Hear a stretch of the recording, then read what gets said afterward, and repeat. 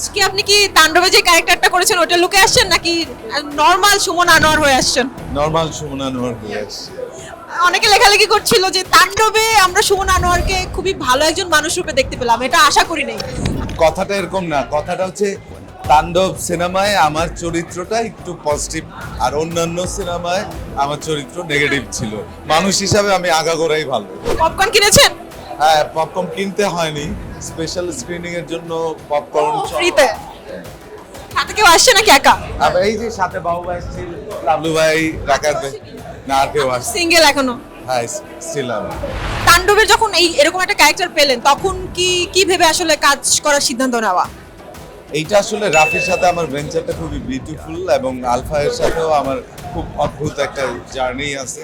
তো সবকিছু মিলে তাণ্ডব, তুফান সবগুলো জায়গায় আমাদের এই জার্নিটা হচ্ছে।